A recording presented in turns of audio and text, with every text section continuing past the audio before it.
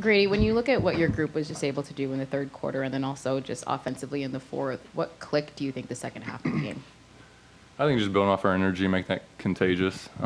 Knowing that coming out the game, wasn't us, and knowing that we needed to make a change, just in our energy level, and knowing that when we play at a high tempo like that, it kind of brings the spirit of that kind of tenacity of the defense, the getting into transition, stuff like that, for everyone. So I feel like that's what we did. And then particularly for you, when you just sort of look at the difference between minutes last year and now, is there an added pressure that you kind of welcome with like, okay, when I'm coming off the bench, my name's called, I have to show up in those moments, and how have you navigated that?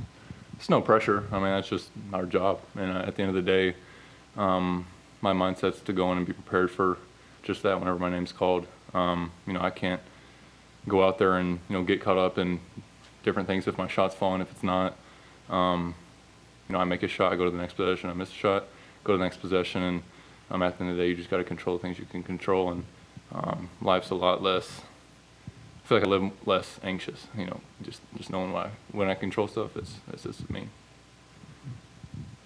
This was pretty radically different from the first meeting between these teams. Why do you think it was so, the other game was up tempo, 139, 119. This was more just tight defensive. What do you think changed? I don't know if it's the kind of the cup stuff going on or what, but when there's a little more money on the line with different things at cup, I feel like guys lock in a little more. At the same time, it's basketball at the end of the day. That was the first game of the season for us, and I think just after these last couple games, you watch film on each other, and at the end of the day, you kind of figure out at least a little bit from the first time how to guard each other, what you can do differently. But yeah, it was a dogfight early, and we just had to keep that momentum. Was anything distracting about the court in terms of playing on it? No, it was fun. It's a lot of fun. I can't wait till we get back on ours and play on ours. But it's a cool change, and it's kind of cool to see different colors. Is there something about this building specifically where you tend to find more success, or just sort of like, another day?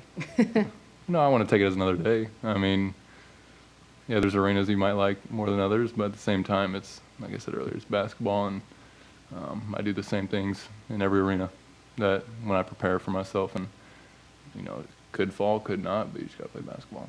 When you think about this group responding the way that it did in the second half, is there something about just the makeup that's in the locker room that allows you guys to grow in that way that's different than, say, last year? Yeah, it's the talk. I feel like we harped on a lot in the summer, kind of leading into it, is the importance of taking the message out of it, not the tone of when someone's getting on you about something. And I feel like we got a lot of selfless guys that take that into account and realize it's not personal at the end of the day. And I feel like that was a lot of self-talk at halftime, just knowing that we need to really lock in. And some of my defense was lackadaisical, and guys like Garrett, the older guys that are seeing it from a different perspective, are hitting me with different advices and stuff like that, where if I take the tone of it, I could just crumble and be soft like that. But they know that I can go out there and try to make a change, and that's what we try to do. And every single guy played like that.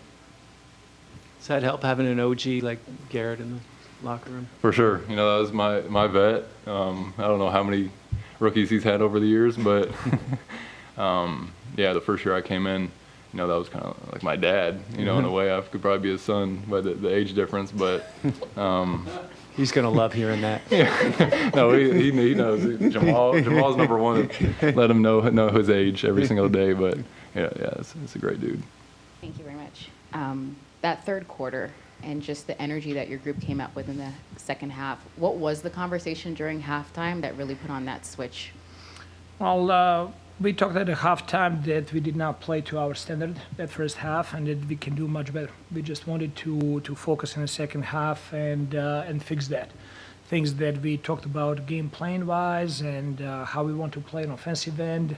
So it was good to see that the team responded, and that we were able to play much better in the second half. You've talked about never having a doubt in Emmanuel's abilities, but when you string together what the last two games have looked like for him, what has impressed you the most about his performances? Absolutely nothing. This is what I know that he brings every single day. I see every day how much he works.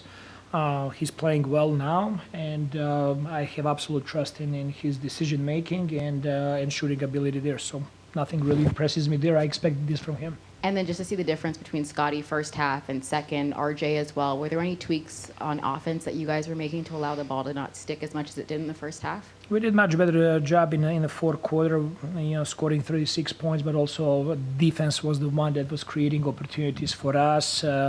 We made a couple of tweaks there defensively, how we wanted to guard some of their pick and roll actions in isolations, and they did not shoot the ball well. We did a solid job of converting those opportunities on the other side. Still, we got to do much better job rebounding the ball. Their 19 offensive rebounds is way too much. And then Gradey as well. You talked about, when guys come off the bench, it's a different adjustment for them considering the minutes he got last year. But in the minutes that he's made for himself, what have you liked in terms of the energy that he's brought to the floor? Brought great energy.